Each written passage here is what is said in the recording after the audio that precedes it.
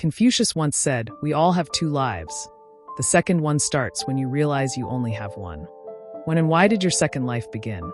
I realized I was the crazy ex and immediately switched that shit around.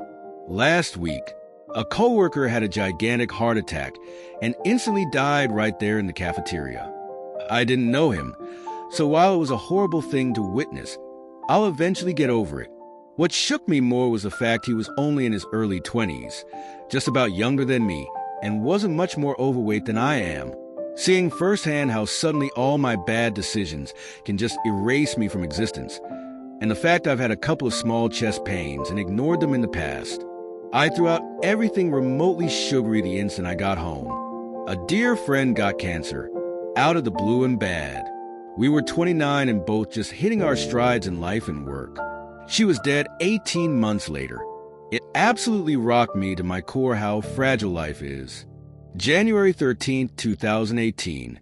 I was in Honolulu, Hawaii during the false alarm ballistic missile strike.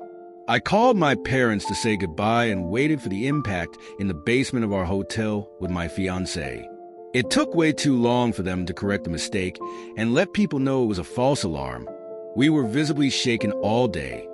And upon returning, I decided then that I would request 3 months off work for my honeymoon instead of 2 weeks. Traveled the world and remembered how important family is compared to work. I still need to remind myself about it every so often, though, because the grind gets to you. So 1 week after being told I have prostate cancer at 47, I decided I needed to get fitter and healthier. But honestly, my heart wasn't in it, and I was on the verge of depression. It's 5:40 a.m., and I am idly drinking tea before going to the gym, but I am 50-50 about going back to bed and pretty much giving up on life. Scrolling down Facebook, I see the quote, "A man has two lives, one before he realizes he is mortal and one after." I stared at it like it was a revelation. Something I can't describe lifted in me. I drained my tea and went to the gym. Almost exactly 1 year later, I am fit, officially.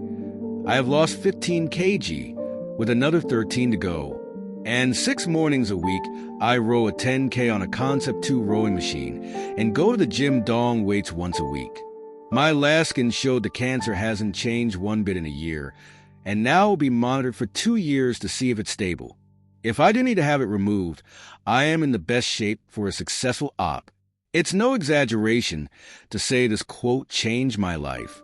When I graduated high school and realized I had no skills, no interesting hobbies, nothing interesting about myself, and that it was no wonder I struggled so much with dating. Spent the last few years changing that. After having a stroke, I became much more determined to do stuff. I'm much more aware that YOLO. 2 years ago, last month, I used meth for the last time. It was a really low point in my life.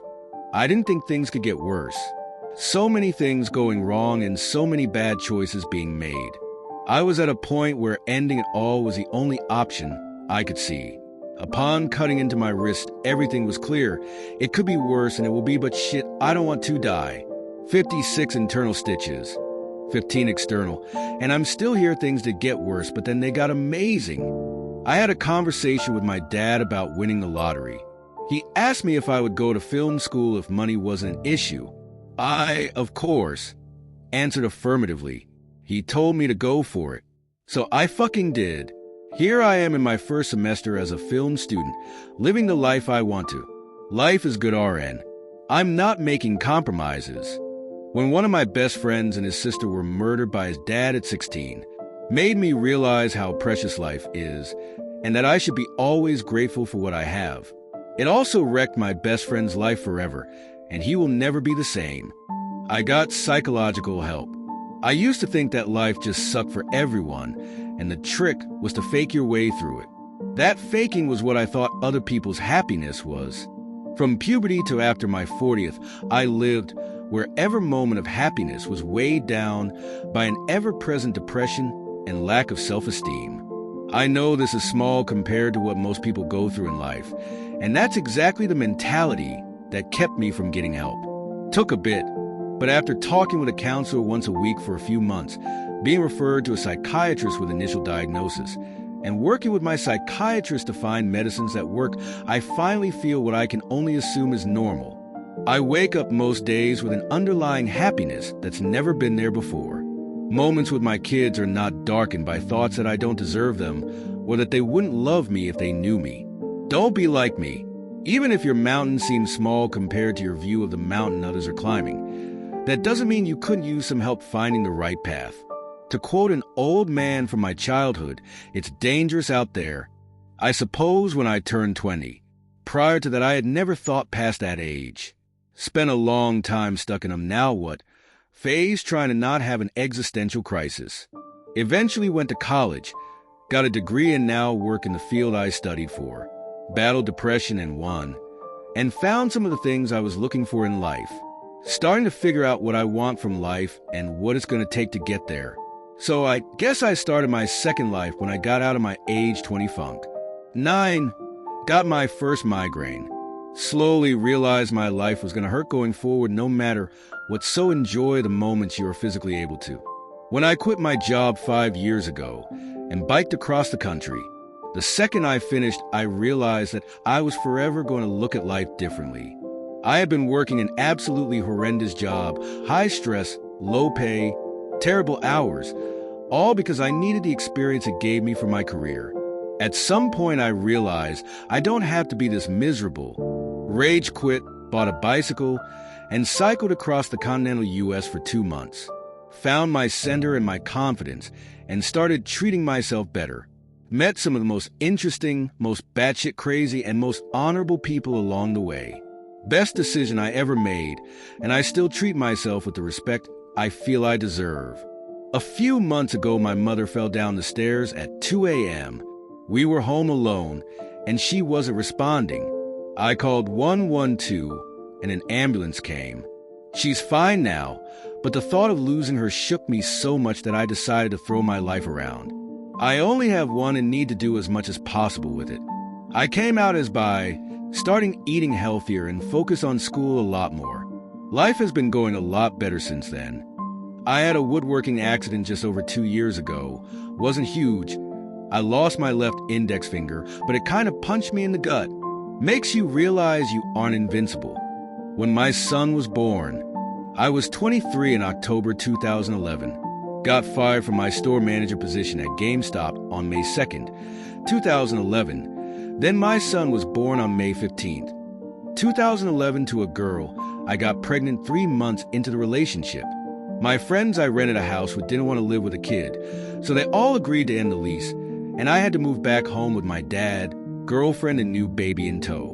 With no degree and severely overestimating how impressive being a retail general manager is, I had taken a job working swing shift at a bindery putting inserts into magazines and just had completely shut down emotionally and was going through the motions.